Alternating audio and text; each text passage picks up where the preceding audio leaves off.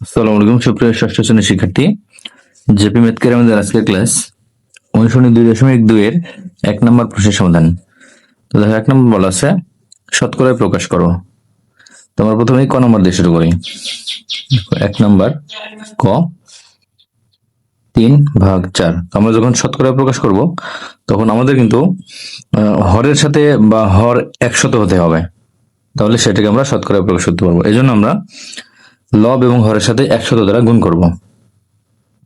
সমান দেখো 3 গুণ 100 ভাগ 4 গুণ 100।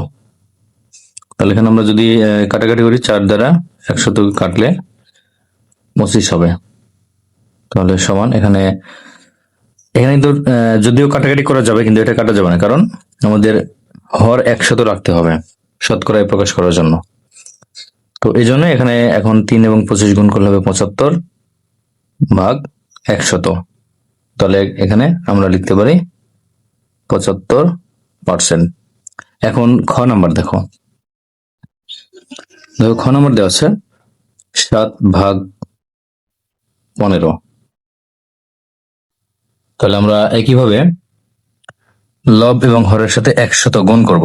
তাহলে 7 গুণ 100 ভাগ 15 গুণ 100।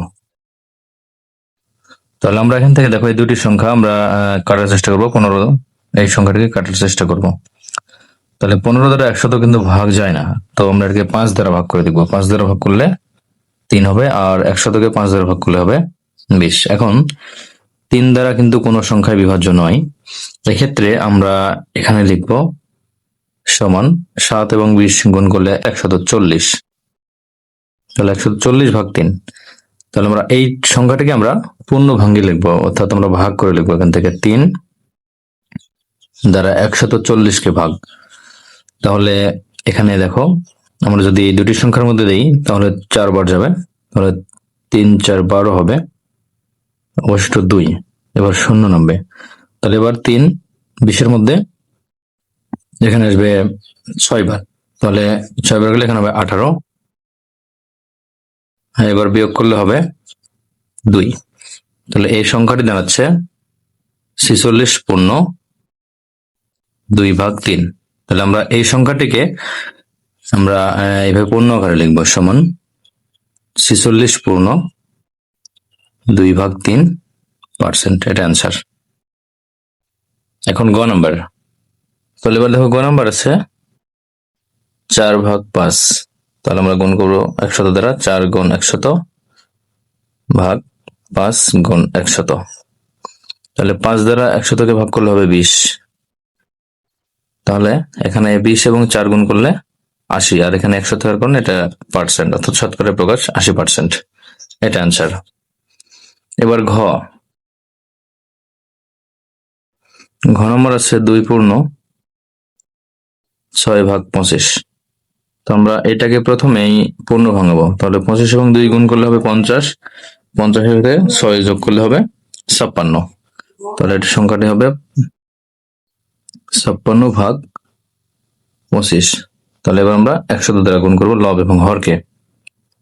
তাহলে 56 গুণ 100 ভাগ 25 গুণ 100।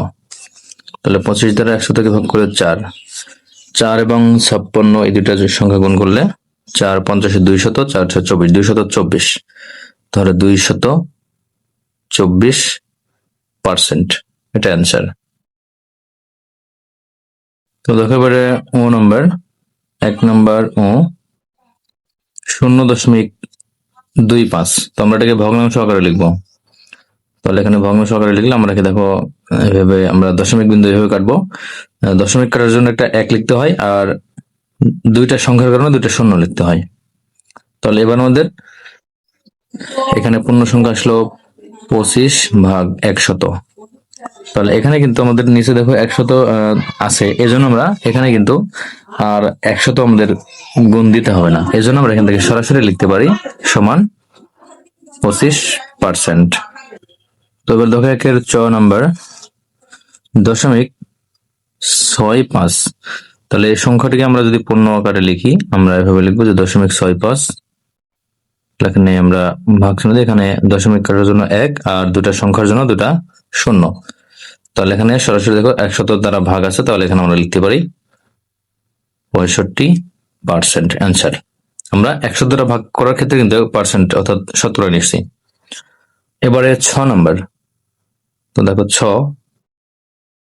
এখানে হচ্ছে 2.50, তাহলে সমান আমরা একইভাবে এটাও দশমিক বিন্দু কাটবো। তাহলে এখানে আমরা ভগ্নাংশ আকারে লিখলে এখানে 2.50 লিখে আমরা দশমিক কাটলে এর জন্য 1 আর দুটা সংখ্যার জন্য দুটা 0।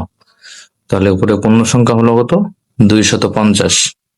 তাহলে 250 ভাগ 100। তো 100 দ্বারা ভাগের কারণে এটা কিন্তু পার্সেন্ট অর্থাৎ শতকরা। তাহলে 250% অ্যান্সার। এবার বর্গীয় জ নাম্বার। দেখো বর্গীয় জ নাম্বার এখানে আছে 3:10। তাহলে আমরা অনুপাত কিন্তু আমরা ভগ্নাংশ আকারে লিখতে পারি 3/10। তাহলে এখানে আমরা লব এবং হরের সাথে আমরা 100 দ্বারা গুণ করব। তাহলে 3 গুণ 100 ভাগ 10 গুণ 100। তাহলে এখানে 10 দ্বারা 100কে ভাগ করলে হবে 10। তাহলে 3 এবং 10 গুণ করলে হবে 30। এখানে 100 দ্বারা ভাগ 51%, অর্থাৎ শতকরায় 30%। এটা অ্যান্সার। এখন ঝ নাম্বার। দেখো ঝ নাম্বার এখানে আছে 12:25। তাহলে 12:25 আমরা এটাকেও ভগ্নাংশ আকারে লিখবো 12/25। তাহলে লব এবং হরের সাথে আমরা 100 দ্বারা গুণ করবো। 12 গুণ 100 ভাগ 25 গুণ 100। তাহলে 25 দ্বারা 100কে ভাগ করলে এটা হবে 4।